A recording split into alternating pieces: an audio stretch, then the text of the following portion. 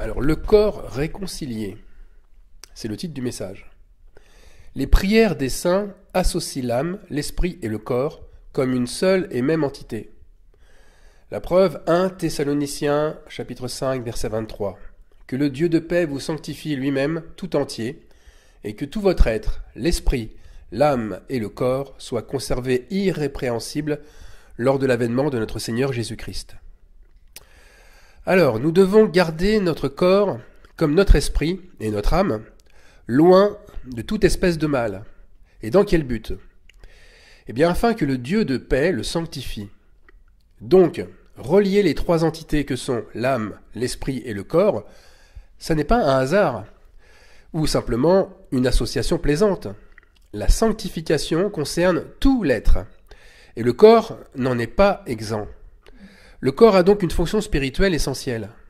Pourtant, nous vivons un siècle où le corps n'a jamais été aussi lourd à porter dans tous les sens du terme. Oui, il est lourd à porter dans nos civilisations occidentalisées. L'alimentation y est beaucoup trop riche en glucides, en graisses et en calories, et les corps sont en surpoids, pire en obésité. Le fléau de l'obésité est un des signes frappants de notre époque. Il touche plus d'1 milliard de personnes sur la planète. Alors le corps, il est lourd, c'est un lourd fardeau, c'est un poids difficile à transporter et qui pousse sans cesse à vouloir restreindre ses efforts. Les articulations s'écrasent et elles s'enflamment sous le poids d'une charpente qui n'arrive plus à faire face. Ailleurs, en Afrique par exemple, le contraste est frappant. Le corps, lui aussi, est un fardeau, mais il est fragilisé à l'extrême par une nourriture qui manque cruellement. Alors le corps se révèle, et il se révèle comme être le premier ennemi. C'est notre premier ennemi.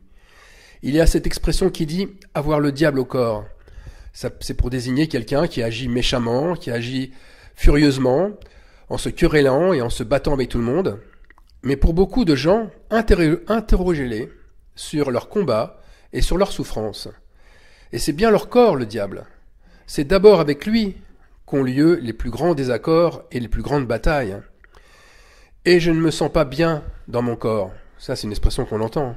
Je n'aime pas, je ne m'aime pas. Toutes les générations, toutes, elles ont des problèmes avec leur corps. Jusqu'à même le haïr. Regardez les enfants. Les enfants qui se heurtent dès l'adolescence à une puberté gênante, troublante, source d'angoisse. Ces adolescents cherchent alors à cacher certaines parties de leur corps qui, jusqu'à là, ne leur déplaisaient pas. Et ces adolescents doivent composer avec un nouveau corps, une nouvelle identité, qu'ils doivent apprivoiser, et combien le rejettent alors. Quant à l'adulte, lui, est confronté à un corps montrant sans cesse ses limites, et se dégradant très vite avec le temps qui passe, et le voilà à faire de multiples sacrifices pour lui laisser une place honorable. Enfin, la personne âgée, elle voit ses forces diminuer, ses possibilités de locomotion ou d'autonomie se restreindre, sans parler de ses petites souffrances devenues quotidiennes. Quel que soit l'âge, le conflit est bien réel avec un corps que l'on accuse d'exister, sans l'avoir choisi pour autant. Oui, nous accusons notre corps de tous les maux que nous recevons comme une injustice. Un corps qui nous fait honte parfois et qui nous humilie à bien des points. Il y a tellement de raisons pour s'en prendre à lui. Par exemple, je n'aime pas mon corps car il est trop petit, trop grand, trop maigre. Je ne l'aime pas parce qu'il s'engraisse dès que je mange ce qui me fait plaisir. Je le hais parce qu'il me rend dépendant des autres. Je l'aime pas parce que j'aurais voulu être une femme plutôt qu'un homme. Je le rejette parce qu'il ressemble à celui de mes parents et me rappelle leur infirmité, par exemple, ou ce qu'ils sont. Je le méprise parce qu'il me renvoie pas du tout ce que j'ai fait pour lui, pour le rendre plus beau ou plus efficace, etc., etc. D'ailleurs, posons-nous la question. Pourquoi tant de personnes veulent être incinérées à leur mort?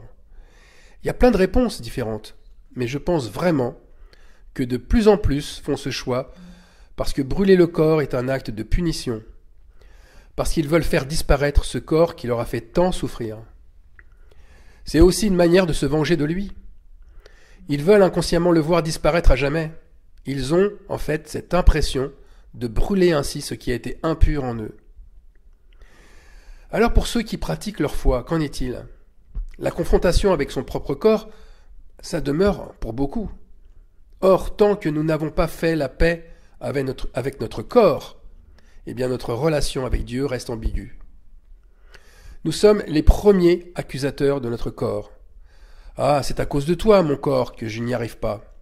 Mon corps est responsable de mes échecs. Or, heureux ceux qui ont la foi. Pourquoi ? Parce que la foi réconcilie tout avec Dieu. Et en premier, nous avec notre corps. Mais attention, je n'ai pas dit « faites la paix d'abord avec votre corps et vous pourrez ensuite la faire avec Dieu ». Non, non, non. Il n'y a pas de loi ou il n'y a pas non plus une chronologie à suivre dans ce domaine. La prééminence divine reste de mise. Quand nous faisons la paix avec Dieu, alors naturellement la foi touche notre corps et nous acceptons alors ce qu'il est, en bien ou en mal. Un esprit pauvre, simple, sans grande culture, sans grande éloquence, ne fait plus honte à son corps. À quel moment ? Au moment où il prend conscience que le royaume de Dieu est à ceux qui lui ressemblent. Je ne fais que citer Matthieu chapitre 5 verset 3. C'est l'Esprit Saint descendu sur nous qui vivifie. C'est l'Esprit Saint qui nous anime et qui nous dirige. Et c'est lui qui inonde tout notre être d'amour et de foi. Et c'est d'ailleurs ainsi que se fait la guérison de notre corps. La foi coule sur nous comme une huile descendant de la tête aux pieds. Et cette huile guérit nos maladies. Et cette huile met un baume à nos souffrances. Alors nous, qui nous sanctifions, ne soyons pas en colère contre notre propre corps. Parce que beaucoup de croyants le sont, c'est vrai. Pourquoi le sont-ils ? Pourquoi ? Alors qu'ils devraient être, comme lors du premier jour de leur baptême, en paix et en accord avec lui. Eh bien, parce qu'ils ont laissé leur âme se salir. Ils ont noirci leur âme en servant d'autres dieux, en revenant à ce qu'ils avaient vomi, en aimant un faux évangile. Eh bien, en aimant justement cet évangile, ils ont laissé leur champ se remplir de ronces et de chardons. Leur âme, qui est ce champ à cultiver, leur âme s'est remplie alors de radicalité, de cruauté ou de complaisance face aux mauvaises actions d'autrui. Leur âme s'est mise à aimer la prospérité. Elle s'est mise à préférer le bien-être et à fuir l'épreuve. Elle s'est mise à se servir plutôt qu'à être serviteur de son prochain. Leur âme a repris l'habitude de convoiter les richesses d'autrui, plutôt qu'à se satisfaire de sa situation présente. Si bien que le corps, puisque le corps, l'âme et l'esprit ne font qu'un, le corps leur a rendu la pareille. La violence qui se dégage contre les autres s'est manifestée pareillement par une violence, une rébellion contre leur propre corps. Ils pensent même ainsi au fond d'eux-mêmes. Ma foi ne mérite pas un si mauvais corps. Le Saint-Esprit qui vit en moi, il ne mérite pas un si mauvais temple. Mon corps, cette enveloppe impure, est indigne de ma foi en Dieu. Voyez comment le niveau de confusion s'est emparé d'eux. Ils sont confus parce qu'ils se mettent à confondre le Saint-Esprit avec un corps visible qui serait le témoin de leur richesse intérieure. L'œil est la lampe du corps, nous dit Jésus-Christ. C'est dans l'évangile de Luc chapitre 11, versets 34 à 36. Et là, leur œil est en mauvais état, puisque la confusion s'est emparée de cet organe de la vue. Leur corps est dans les ténèbres. Leur corps joue faux. Il joue faux parce qu'il est un faux témoin pour eux. Leur corps est un traître à leur sainteté. Ils voudraient briller par un corps qui fait envie aux autres. Et là, leur corps leur renvoie l'image d'un être qui est délabré, qui est déformé, ou qui est fragile, ou encore qui est malade, ou vieillissant. Des croyants tombent alors presque naturellement dans la dépression. Ou alors, ils pensent s'en sortir à travers le maquillage. Et oui, un corps maquillé, richement habillé, déguisé, poudré, épilé, lifté. Maintenant c'est ça, c'est lifté, puisque aujourd'hui la chirurgie est devenue une pratique médicale très prisée pour se maquiller. Et le lifting, ça étire, ça amincit, ou ça gonfle la peau, ou les lèvres. Eh bien ce corps maquillé change l'apparence, et il redonne un regain d'estime de soi. Mais pardon de le dire, mais leur maquillage ressemble plutôt à une voiture volée. Alors plutôt que de cacher une âme qui est noircie, leur maquillage ou leur déguisement dévoile une envie forte de cacher ce qu'ils sont vraiment à l'intérieur. Mais ne soyons pas justes à l'excès. La tentation de cacher les parties les moins avantageuses de son corps touche tout le monde. Tout le monde. Personne n'y échappe.